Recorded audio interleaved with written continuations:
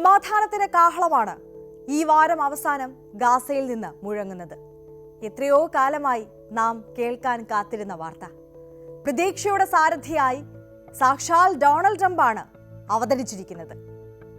Gaza സമാധാന പദ്ധതിയോട് Hamas സമ്മതം മൂളിയിരിക്കുന്നു. പക്ഷേ ട്രംപിന്റെ പോലും പരസ്യ നിർദ്ദേശം മറികടന്ന് ഗാസയിൽ ഇപ്പോഴും ഇസ്രയേൽ വെടിമുഴക്കുന്നുണ്ട്. നിരപരാധികളുടെ ചോര ചീന്തുന്നുണ്ട്. പക്ഷേ ഈ ഇരുണ്ട അധ്യായത്തിന്റെ അവസാന താളുകളാകാം അതെന്ന് വിശ്വസിച്ച് ആ പ്രതീക്ഷയിൽ നമുക്ക് ഭൂലോകം തുടങ്ങാം. സ്വാഗതം.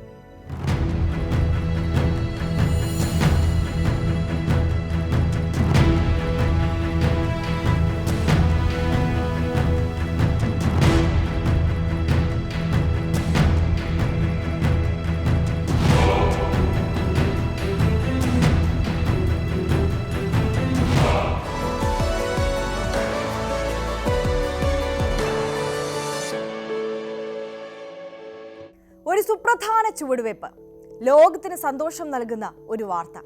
അതിലേക്ക് നയിച്ചതാകട്ടെ സാക്ഷാൽ ഡൊണാൾഡ് ട്രംപിന്റെ ഇടപെടലും. ഇസ്രായേൽ ബന്ധികളെ മോചിപ്പിക്കാനും അധികാരം ഉപേക്ഷിക്കാനും തയ്യാറാണെന്ന് ഹമാസ് അറിയിച്ചിരിക്കുന്നു. ട്രംപിന് അഭിനന്ദന പ്രവാഹമാണ്. ലോക സമാധാന വക്താവായി സ്വയം അവരോധിക്കപ്പെട്ട ട്രംപിന് തന്റെ നിർണായക ഇടപെടലിന്റെ വിജയമെന്ന് ആഹ്ലാദിക്കാം. ഗാസയിൽ സമാധാനത്തിനായുള്ള കാഹളം മുഴങ്ങിയിരിക്കുന്നു. ഇനി എത്ര കടമ്പകൾ കടക്കണം കരാർ പ്രാബല്യത്തിലാവാൻ?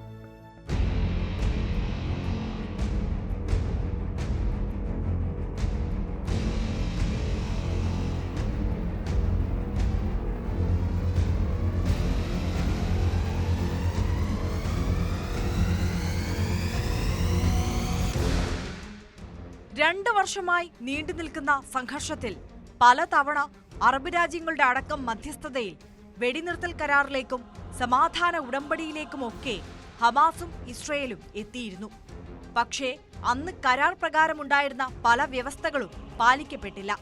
ഒറ്റഘട്ടമായ പൂർണ്ണമായ ബന്ദിമോചനം എന്ന തീരുമാനം കൈക്കൊള്ളാൻ ഒരു തവണ പോലും ഹമാസ് തയ്യാറായതുമില്ല. ഐക്യരാഷ്ട്രസഭയുടെ ദ്വിരാഷ്ട്ര നയമൊക്കെ കാറ്റിൽ പറത്തി ഗാസ മുനമ്പ് പൂർണ്ണമായും പിടിച്ചെടുക്കാനുള്ള ഇസ്രയേലിന്റെ നരനായാട്ട് തുടർന്നു. വെസ്റ്റ് ബാങ്ക് കൂടി തങ്ങളോട് കൂട്ടിച്ചേർക്കാൻ മനുഷ്യത്വരാഹിത്യത്തിന്റെ എല്ലാ സീമകളും കടന്ന് ഇസ്രയേൽ മുന്നോട്ട് കുതിച്ചപ്പോൾ കടിഞ്ഞാണിടാൻ ആർക്ക് കഴിയും എന്നതായിരുന്നു ആശങ്ക. ട്രംപിന്റെ ഇടപെടൽ ഫലം കണ്ടുവെന്നാണ് പ്രാഥമിക വിലയിരുത്തൽ. ട്രംപ് നിർദ്ദേശിച്ച സമാധാന പദ്ധതിയിൽ പറയുന്നത് 20 വ്യവസ്ഥകളാണ്. സമാധാന പദ്ധതി അംഗീകരിക്കാൻ ഹമാസ് തയ്യാറായെങ്കിലും എല്ലാ വ്യവസ്ഥകളോടും യോജിപ്പില്ല. യുദ്ധം അവസാനിപ്പിക്കുക, ഇസ്രായേൽ പിന്മാറ്റം, ഇസ്രായേലി ബന്ദികളെയും പലസ്തീൻ തടവുകാരെയും മോചിപ്പിക്കുക, സഹായ പുനരധിവാസ പ്രവർത്തനങ്ങൾ, പലസ്തീനികളെ പ്രദേശത്തു നിന്ന് പുറത്താക്കുന്നതിനെതിരെയുള്ള നിലപാട് എന്നിവയാണ് വ്യവസ്ഥയിലെ പ്രധാന ചില നിർദ്ദേശങ്ങൾ. ഈ നിർദ്ദേശങ്ങളോട് ഹമാസ് യോജിക്കുന്നുണ്ട്. എന്നാൽ കരാറിൽ ഇനിയും ചർച്ചകൾ തുടരണമെന്നും ആവശ്യപ്പെടുന്നു. ഹമാസ് തടവിലാക്കിയ തങ്ങളുടെ പൗരന്മാരെ മോചിപ്പിക്കണമെന്നതായിരുന്നു നെതന്യാഹുവിന്റെ പ്രധാന ആവശ്യം. ആ ആവശ്യം ഹമാസ് അംഗീകരിക്കുന്നത് തന്നെ ആശ്വാസകരമാണ്. ഗാസയുടെ നേർക്കുള്ള ബോംബാക്രമണം അവസാനിപ്പിക്കാൻ ഇസ്രയേലിനോട് ട്രംപ് പരസ്യമായി ആവശ്യപ്പെട്ടിരുന്നു. ഞായറാഴ്ച വൈകിട്ട് 6 മണിക്ക് മുൻപായി പദ്ധതി അംഗീകരിക്കണമെന്നും അല്ലെങ്കിൽ ഗുരുതര പ്രത്യാഘാതങ്ങൾ നേരിടേണ്ടി വരുമെന്നുമായിരുന്നു ട്രംപ് ഹമാസിന് നൽകിയ അന്ത്യശാസനം. ബാക്കിയുള്ള 48 ബന്ദികളെ മോചിപ്പിക്കാൻ തയ്യാറാണെന്ന് ഹമാസ് വ്യക്തമാക്കിയിട്ടുണ്ട്. പദ്ധതി പ്രകാരം സ്ഥിരമായ വെടിനിർത്തൽ പ്രാബല്യത്തിൽ വന്നാൽ 72 മണിക്കൂറിനുള്ളിൽ ബന്ദികളെ മോചിപ്പിക്കും. പകരമായി 2000-ലധികം പലസ്തീൻ സുരക്ഷാ തടവുകാരുടെയും കൊല്ലപ്പെട്ട ഗാസക്കാരുടെയും മൃതദേഹങ്ങൾ കൈമാറുന്നതും ഗാസയിൽ നിന്ന് ഇസ്രയേൽ പിൻവാങ്ങുന്നതിന്റെ ആദ്യ ഘട്ടവും ഈ മോചനത്തിൽ ഉൾപ്പെടും. അതേസമയം ജീവപര്യന്തം തടവനുഭവിക്കുന്ന സ്ത്രീകളും കുട്ടികളും ഉൾപ്പെടെ 250 തടവുകാരെയും 2023 ഒക്ടോബർ മുതൽ അറസ്റ്റിലായ 1700-ലധികം ഗാസ നിവാസികളെയും ഇസ്രയേലും മോചിപ്പിക്കും.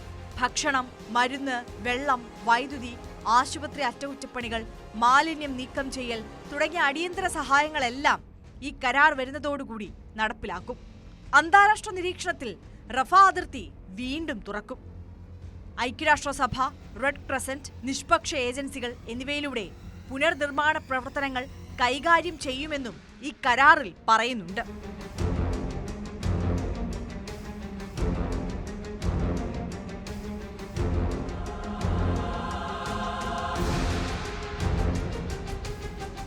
സമാധാന കരാർ നിലവിൽ വരുന്നത് അത്യധികം സന്തോഷകരമാണ്. പക്ഷേ ട്രംപിന്റെ ലക്ഷ്യം സമാധാനം പുനഃസ്ഥാപിക്കൽ തന്നെയാണോ അതോ മറ്റെന്തെങ്കിലും ഹിഡൻ അജണ്ടയാണോ എന്നും ലോകം സംശയിക്കുന്നുണ്ട്. ഗാസയെ പൂർണ്ണമായും ഒഴിപ്പിച്ച് വിനോദസഞ്ചാര കേന്ദ്രമാക്കാനുള്ള ഇസ്രയേലിന്റെ പദ്ധതിയിലെ മുഖ്യ പങ്കാളി ട്രംപും കൂട്ടുകാരൻ മസ്കുമായിരുന്നു. ഗാസ മണ്ണ് അളന്ന് തൂക്കി വിൽക്കാനുള്ള പദ്ധതിയിൽ നിന്ന് ട്രംപ് പിന്മാറിയെന്നും മാനുഷികമായി മാത്രം ട്രംപ് ചിന്തിക്കുമെന്നും ഉൾക്കൊള്ളാൻ ട്രംപിനെ അറിയുന്നവർക്കാകില്ല. ആത്യന്തികമായി ട്രംപ് ഒരു വ്യവസായിയാണല്ലോ.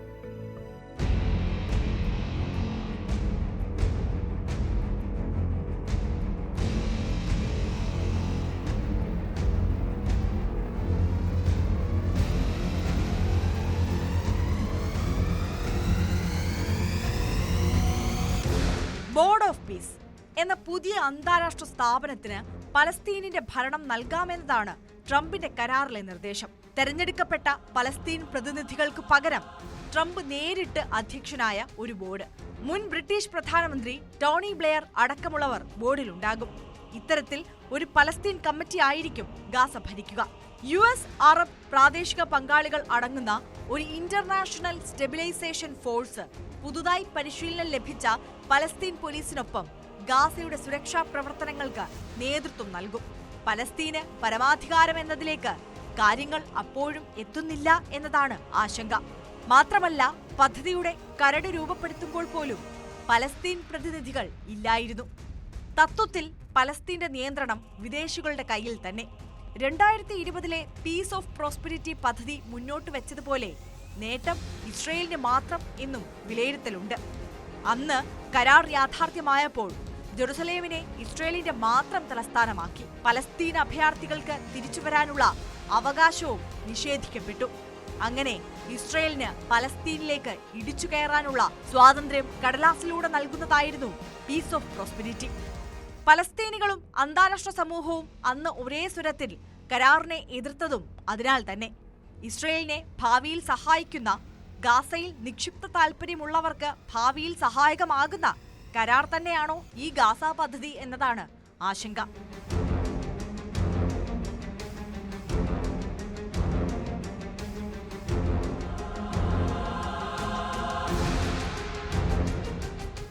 ഒന്നുകിൽ സമാധാനത്തിനുള്ള നൊബേൽ, അല്ലെങ്കിൽ സർവാധികാരത്തിനും കച്ചവട താൽപര്യങ്ങൾക്കുമായുള്ള മുഖം മൂടി. എന്താണ് ട്രംപ് അണിഞ്ഞിരിക്കുന്നത്? ഗൂഢലക്ഷ്യങ്ങളില്ലാതെ സമാധാനം മാത്രമാകട്ടെ അമേരിക്കൻ പ്രസിഡന്റിന്റെ ലക്ഷ്യമെന്ന് ആഗ്രഹിക്കാം, പ്രതീക്ഷിക്കാം. ഗാസയിലെ ട്രംപിന്റെ സമാധാന പദ്ധതി വെറുമൊരു വെടിനിർത്തൽ ശ്രമം എന്നതിലുപരി മിഡിൽ ഈസ്റ്റ്, ദക്ഷിണേഷ്യൻ രാഷ്ട്രീയത്തിൽ ഇസ്രയേൽ പാകിസ്ഥാൻ സഹകരണത്തിന് സാധ്യത നൽകുന്ന ഒരു പുതിയ അച്ചുതണ്ടിന്റെ രൂപീകരണത്തിന് കളമൊരുക്കുകയാണ്. പദ്ധതിക്ക് വെറുതെ പിന്തുണ നൽകുകയല്ല പാകിസ്ഥാന്റെ ലക്ഷ്യം. ഈ നീക്കത്തിലൂടെ പാകിസ്ഥാൻ നിരവധി നേട്ടങ്ങൾ മുന്നിൽ കാണുന്നുണ്ട്.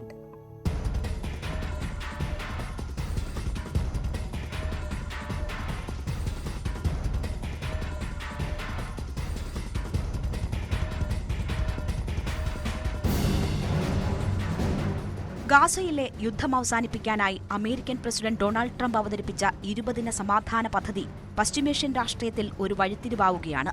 ട്രംപിന്റെ ഈ നീക്കം ഇസ്രയേലിന്റെ യുദ്ധലക്ഷ്യങ്ങളെ പൂർണ്ണമായി പിന്തുണയ്ക്കുന്നതാണ് എന്ന നെതന്യാഹുവിന്റെ പ്രസ്താവന സമാധാന ചർച്ചകളുടെ സങ്കീർണത വർദ്ധിപ്പിക്കുന്നു.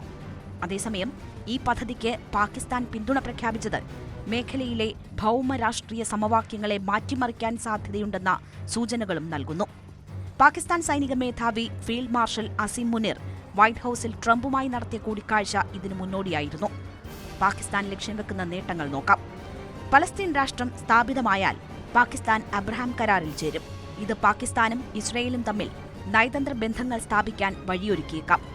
ഈ കരാർ വഴി പാകിസ്ഥാന് സൂപ്പർ സാമ്പത്തിക പാക്കേജും നാറ്റോ അംഗത്വത്തിന്റെ പൂർണ്ണ പ്രവേശനവും പദവിയും ലഭിച്ചേക്കാം. അമേരിക്ക, പാശ്ചാത്യ ശക്തികൾ, United Arab Emirates, Qatar, Bahrain, മറ്റ് ഗൾഫ് രാജ്യങ്ങൾ എന്നിവയുടെ പൂർണ്ണ പിന്തുണ പാകിസ്ഥാന് ലഭിക്കാനുള്ള സാധ്യതയും ഈ നീക്കത്തിന് പിന്നിലുണ്ട്.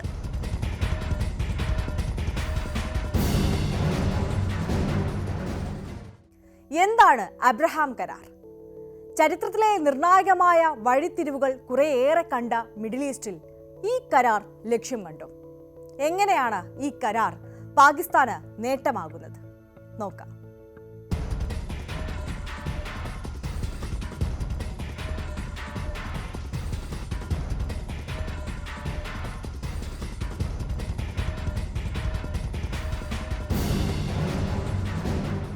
ജൂത, ക്രൈസ്തവ, ഇസ്ലാം മതവിശ്വാസികളുടെ എല്ലാം പൂർവ്വ പിതാവാണ് 3000-ലേറെ വർഷങ്ങൾക്ക് മുൻപ് ജീവിച്ചിരുന്ന പ്രവാചകൻ എബ്രഹാം അഥവാ ഇബ്രാഹിം നബി. ഈ 3 ജനവിഭാഗങ്ങളും തമ്മിലുള്ള ഭാവിയിലെ സൗഹൃദത്തിന്റെ രൂപരേഖയായും ഈ കരാർ വാഴ്ത്തപ്പെടുന്നു. ഇസ്രയേലും അറബികളും തമ്മിലുള്ള വൈരാഗ്യം 1948-ൽ ഇസ്രയേൽ രൂപം കൊണ്ടതു മുതൽക്കേ ഉള്ളതാണ്. വാസ്തവത്തിൽ ഇസ്രയേൽ സ്ഥാപിക്കാനുള്ള ശ്രമത്തിന് സമാന്തരമായി തന്നെ അതിനോടുള്ള എതിർപ്പും തുടങ്ങുകയുണ്ടായി. കഴിഞ്ഞ 77 വർഷങ്ങൾക്കിടയിൽ നിരവധി യുദ്ധങ്ങൾക്കും ഒട്ടേറെ ഏറ്റുമുട്ടലുകൾക്കും അത് കാരണമാവുകയും ചെയ്തു. ആയിരക്കണക്കിന് ആളുകൾക്ക് ജീവൻ നഷ്ടപ്പെട്ടു. യുദ്ധത്തിന് പകരം സമാധാനപരമായ സഹവർത്തിത്വത്തിലൂടെ അറബ് ഇസ്രയേൽ പ്രശ്നത്തിന് പരിഹാരം കണ്ടെത്തണമെന്ന ആശയവും അതിനിടയിൽ തന്നെ ഉരുത്തിരിഞ്ഞു വന്നു. 1978-ൽ അന്നത്തെ ഈജിപ്ത് പ്രസിഡന്റ് അൻവർ സാദത്തും ഇസ്രയേൽ പ്രധാനമന്ത്രി മനാഹം ബെഗിനും തമ്മിൽ അമേരിക്കയിൽ നടന്ന ചർച്ചകളോടെയായിരുന്നു അതിന്റെ തുടക്കം. ഒടുവിൽ അമേരിക്കൻ പ്രസിഡന്റ് ഡൊണാൾഡ് ട്രംപിന്റെ സാന്നിധ്യത്തിൽ വൈറ്റ് ഹൌസിൽ വെച്ചാണ് ബഹ്റൈനും UAE-യുമായി ചരിത്ര കരാറിൽ ഇസ്രയേൽ ഒപ്പിട്ടത്. സമസ്ത മേഖലകളിലും UAE ഇസ്രയേൽ സഹകരണം പ്രഖ്യാപിച്ചതിന് പിന്നാലെയാണ് സമാധാന ഉടമ്പടിയിൽ ഒപ്പുവെച്ചത്.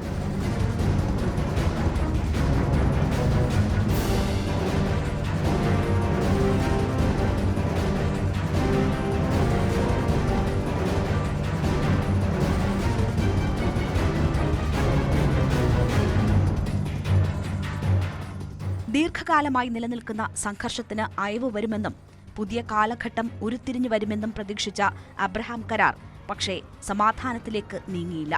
പകരം മധ്യപൂർവ്വദേശം വീണ്ടും വീണ്ടും രക്തരൂക്ഷിതമായി.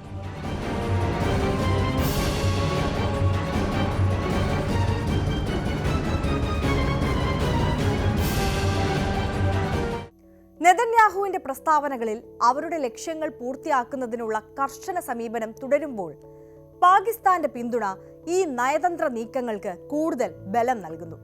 പക്ഷേ ഇതെല്ലാം ഗാസയിൽ സമാധാനം കൊണ്ടുവരുമോ?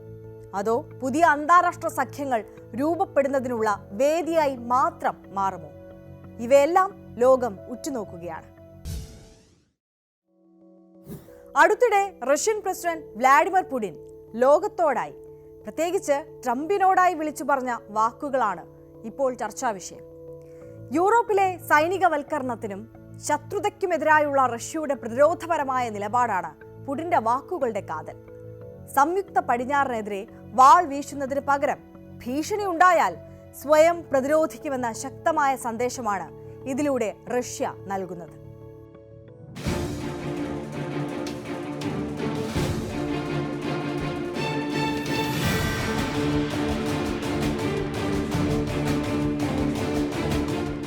ഉപരോധങ്ങളിലൂടെ തകർക്കാൻ ശ്രമിച്ച ഒരു രാജ്യം അതിശക്തമായി തിരിച്ചുവന്നതിന്റെ കഥയാണ് പുടിൻ ലോകത്തിന് മുന്നിൽ അവതരിപ്പിച്ചത്.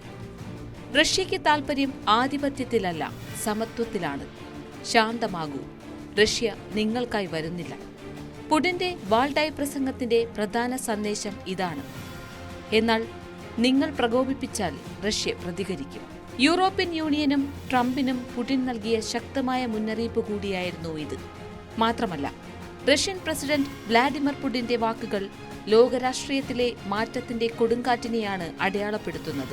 പാശ്ചാത്യ ആധിപത്യത്തിന്റെ തകർച്ച പ്രവചിച്ചും റഷ്യയുടെ സൈനികവും തന്ത്രപരവുമായ കരുത്ത് ഊട്ടിയുറപ്പിച്ചും പ്രതിരോധത്തിൽ നിന്ന് പിന്നോട്ടില്ലെന്ന് പുടിൻ പ്രഖ്യാപിച്ചു.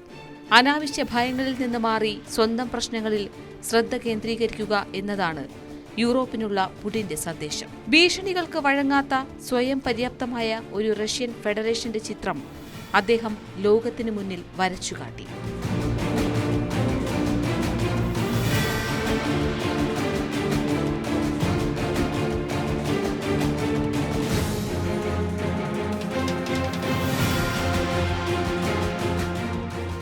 പക്ഷേ പാശ്ചാത്യ രാജ്യങ്ങൾ ഈ പ്രസ്താവനകളെ പ്രചാരണമായി തള്ളിക്കളയാൻ ശ്രമിച്ചേക്കാം. എന്നാൽ അങ്ങനെ ചെയ്യുന്നത് ഒരു നിർണായക അവസരത്തെ അവഗണിക്കുന്നതിന് തുല്യമാണ്. ഈ പ്രസംഗം സാരാംശത്തിൽ സമാധാനത്തിനുള്ള ഒരു വാഗ്ദാനമായിരുന്നു. ഭയമുളവാക്കുന്ന ആഖ്യാനങ്ങൾക്കപ്പുറത്തേക്ക് നീങ്ങാനും ആ തത്വം അംഗീകരിക്കാനും പാശ്ചാത്യ രാജ്യങ്ങൾക്ക് കഴിയുമെങ്കിൽ സ്ഥിരതയിലേക്കുള്ള പാത ഇപ്പോഴും തുറന്നിരിക്കുന്നു. ഒരു ബഹുധ്രുവ ലോകക്രമത്തിൽ തുല്യ പങ്കാളിയായി നിലകൊള്ളാൻ റഷ്യ തയ്യാറാണെന്ന സന്ദേശം കൂടിയാണ് വാൾഡായിൽ പുടിൻ നൽകിയിരിക്കുന്നത്. 2014 മുതൽ 2025 വരെയുള്ള പുടിന്റെ വാൾഡായ് പ്രസംഗങ്ങൾ ഒരു കാര്യം വ്യക്തമാക്കുന്നു. റഷ്യ വെറുതെ പ്രതികരിക്കുന്ന ശക്തിയല്ല, മറിച്ച് പുതിയ ലോകം കെട്ടിപ്പടുക്കുന്നതിൽ സജീവമായി ഇടപെടുന്ന ഒരു ശക്തിയാണ്. ലോകം ഒരു പുതിയ അധ്യായത്തിലേക്ക് കടക്കുകയാണെന്ന വ്യക്തമായ മുന്നറിയിപ്പും പുടിൻ പറഞ്ഞുവെക്കുന്നു.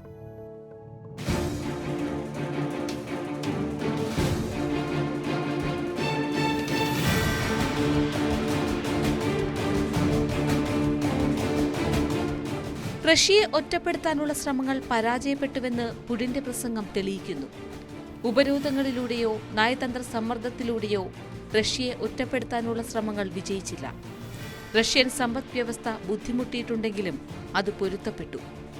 റഷ്യ പുതിയ വ്യാപാര പാതകൾ വികസിപ്പിക്കുകയും പാശ്ചാത്യേതര ശക്തികളുമായുള്ള ബന്ധം കൂടുതൽ ആഴത്തിലാക്കുകയും ചെയ്തു.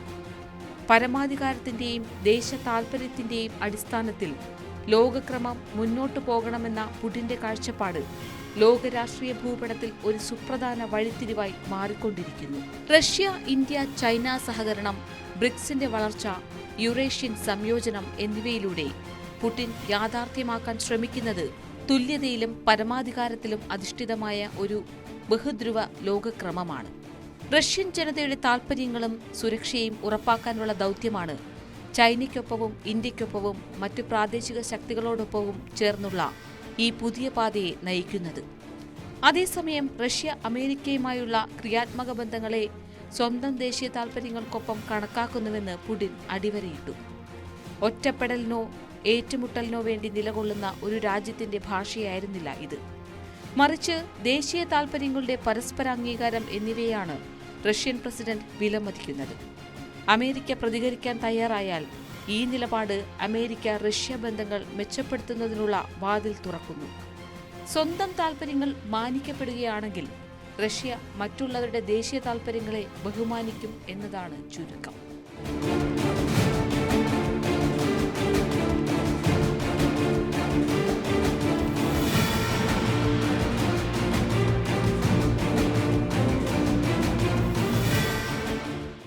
റഷ്യൻ പ്രസിഡന്റ് വാൾഡായിൽ ഉയർത്തിപ്പിടിച്ച സന്ദേശം വളരെ ലളിതമാണ്. ആഗോള കാര്യങ്ങളിൽ റഷ്യ തുല്യ പങ്കാളിയാകാൻ ആഗ്രഹിക്കുന്നു, പക്ഷേ ഒരു വിധത്തിലുമുള്ള ഭീഷണികൾക്ക് വഴങ്ങാൻ ഉദ്ദേശിക്കുന്നില്ല. ബലഹീനത പ്രകടിപ്പിക്കാനുള്ള ഒരു മാർഗവും റഷ്യയുടെ നയതന്ത്രത്തിൽ ഇനി ഉണ്ടാകില്ലെന്നും പുടിൻ അടിവരയിട്ട് പറയുന്നു. അഫ്ഗാനിസ്ഥാനിലെ ബാഗ്രാം എയർബേസിനെ വീണ്ടും ഉപയോഗിക്കാൻ അമേരിക്കൻ പ്രസിഡന്റ് ഡൊണാൾഡ് ട്രംപ് നടത്തുന്ന ശ്രമങ്ങൾ പുതിയ സംഘർഷങ്ങൾക്ക് തിരികൊളുത്തുകയാണ്. US സൈന്യം അഫ്ഗാനിസ്ഥാനിലേക്ക് തിരിച്ചു പോകണമെന്നും അവിടുത്തെ ബാഗ്രാം എയർബേസ് തിരിച്ചു പിടിക്കണമെന്നുമാണ് ട്രംപിന്റെ നിർദ്ദേശം. എന്നാൽ ഇത് സാധ്യമല്ലെന്ന് അഫ്ഗാനിസ്ഥാൻ അറിയിച്ചിട്ടുണ്ട്. എന്താണ് ട്രംപിന്റെ ഈ ലക്ഷ്യത്തിന് പിന്നിൽ? ചൈനയുടെ പ്രതിരോധത്തെ മറികടന്ന് അത്ര എളുപ്പമാണോ ഇതെല്ലാം?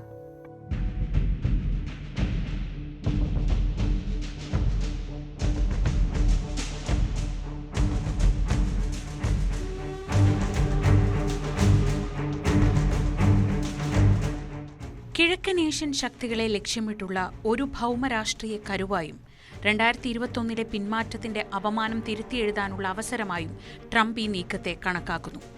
ചൈന ആണവായുധങ്ങൾ നിർമ്മിക്കുന്ന സ്ഥലത്ത് നിന്ന് 1 മണിക്കൂർ അകലെയാണ് ബാഗ്രാം എന്നതിലൂടെ ചൈനയും ഈ നീക്കത്തെ ശ്രദ്ധയോടെ വീക്ഷിക്കുകയാണ്. ട്രംപിന്റെ വാചാടോപങ്ങൾ വെറും ഭീഷണികൾ മാത്രമായിരുന്നില്ല. ഭീകരവിരുദ്ധ പ്രവർത്തനങ്ങൾക്കായി ബാഗ്രാമിലേക്കുള്ള പ്രവേശനം വീണ്ടെടുക്കുന്നത് സംബന്ധിച്ച് അമേരിക്കൻ ഉദ്യോഗസ്ഥർ താലിബാനുമായി നിശബ്ദമായി ചർച്ചകൾ ആരംഭിച്ചതായും റിപ്പോർട്ടുകളുണ്ട്. 9/11 യുദ്ധങ്ങൾക്ക് ശേഷമുള്ള അമേരിക്കയുടെ അസാധാരണമായ വഴിത്തിരിവായിരിക്കും ഇത്. പരാജയത്തിന്റെ കഥ മാറ്റിയെഴുതാനും ചൈനയുമായുള്ള ശത്രുതയിൽ അഫ്ഗാനിസ്ഥാനെ വീണ്ടും ഉൾപ്പെടുത്താനുമുള്ള ശ്രമമായാണ് ട്രംപിന്റെ ഈ തീരുമാനം വിലയിരുത്തപ്പെടുന്നത്.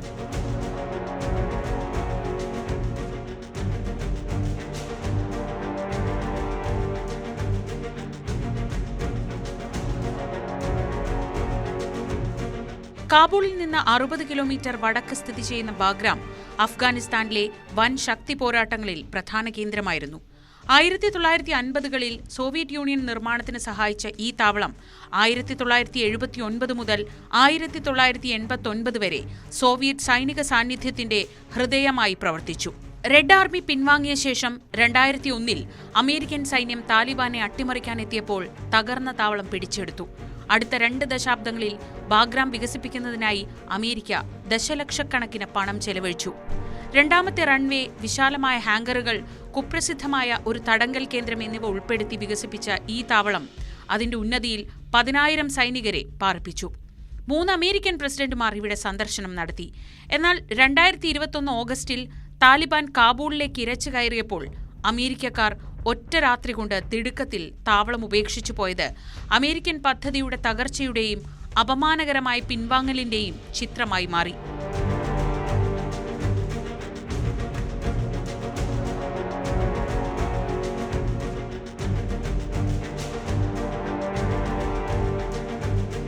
വിട്ടുകളഞ്ഞ സൈനിക സ്വത്ത് തിരിച്ചുപിടിക്കാൻ അമേരിക്ക ശ്രമിക്കുമ്പോൾ സോവിയറ്റ് അമേരിക്കൻ പരാജയങ്ങളുടെ ഓർമ്മപ്പെടുത്തലും ഇതോടൊപ്പം ട്രംപ് ഉയർത്തുകയാണ്.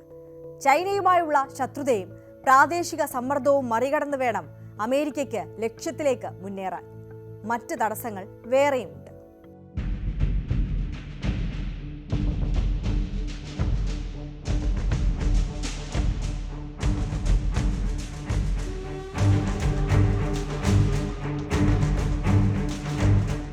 ബാഗ്രാം പ്രധാനമായിരിക്കുന്നതിന് കാരണം അതിന്റെ സ്ഥാനമാണ്. ഇറാൻ, പാകിസ്ഥാൻ, ചൈന, റഷ്യയുടെ തെക്കൻ ഭാഗങ്ങൾ എന്നിവയ്ക്ക് വളരെ അടുത്താണ് ഈ താവളം.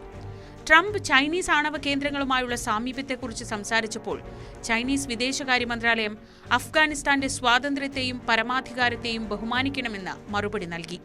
അമേരിക്കയെ ബാഗ്രാമിലേക്ക് തിരിച്ചെടുക്കാൻ താലിബാൻ അനുവദിച്ചാൽ ചൈന ശക്തമായി തിരിച്ചടിക്കുമെന്ന് ഉറപ്പാണ്. ഖനനാവകാശങ്ങൾ റദ്ദാക്കിയും വ്യാപാരം നിയന്ത്രിച്ചും രാഷ്ട്രീയ അംഗീകാരം അവസാനിപ്പിച്ചും ചൈനയ്ക്ക് താലിബാനെ സമ്മർദ്ദത്തിലാക്കാൻ കഴിയും. റഷ്യ, ചൈന, ഇറാൻ എന്നീ രാജ്യങ്ങൾ അമേരിക്കയുടെ തിരിച്ചുവരവിനെ എതിർക്കുന്നതിൽ ഒറ്റക്കെട്ടാണ്.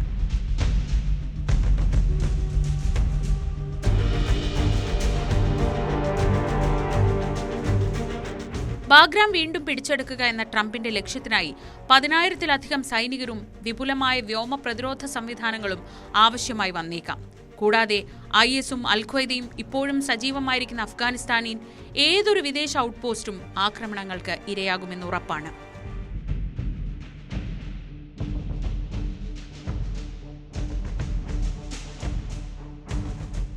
ട്രംപിന്റെ ആവശ്യം അഫ്ഗാനിസ്ഥാനിലെ നിലവിലെ ഭരണാധികാരികളെ പ്രകോപിപ്പിക്കുന്നുണ്ട്. താലിബാൻ ഭരണകൂടം ഈ വാതിൽ തുറക്കുന്നതിന് മുൻപ് തന്നെ അത് കൊട്ടിയടച്ചു. 1 ഇഞ്ച് പ്രദേശം പോലും വീണ്ടും നൽകാൻ അനുവദിക്കില്ലെന്ന് താലിബാൻ പരസ്യമായി പ്രതിജ്ഞയെടുത്തു. കാബൂളിനെ സംബന്ധിച്ചിടത്തോളം ബാഗ്രാം വിദേശാധിപത്യത്തിന്റെ ശക്തമായ പ്രതീകമാണ്. 2 വൻ ശക്തികളെ അതിജീവിച്ച താവളത്തിൽ വിദേശ ശക്തികൾക്ക് കോട്ടകൾ പണിയാമെങ്കിലും അഫ്ഗാൻ പ്രതിരോധത്തിന്റെ ശക്തമായ ഭാരത്തിൽ നിന്ന് അവർക്ക് ഒരിക്കലും ഒഴിഞ്ഞുമാറാനാവില്ല.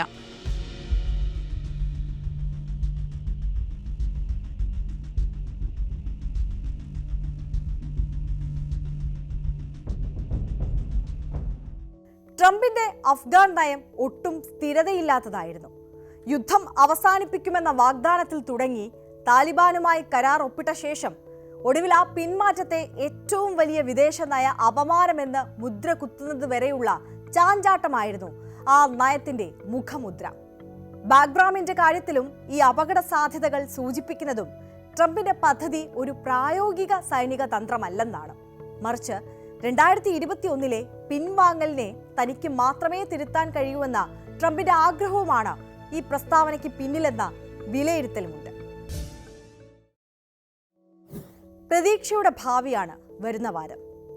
ചോര ചീന്തിയും പട്ടിണി കിടന്നും മരിക്കുന്ന മനുഷ്യന്മാരുടെ വാർത്ത ഗാസയിൽ നിന്ന് കേൾക്കില്ലെന്ന ആഗ്രഹത്തിന്റെ പടിവാതിക്കലിലാണ് നമ്മൾ. സമാധാനം പുലരുമെന്ന പ്രതീക്ഷയിൽ അടുത്ത വാരം വരെ കാത്തിരിക്കാം.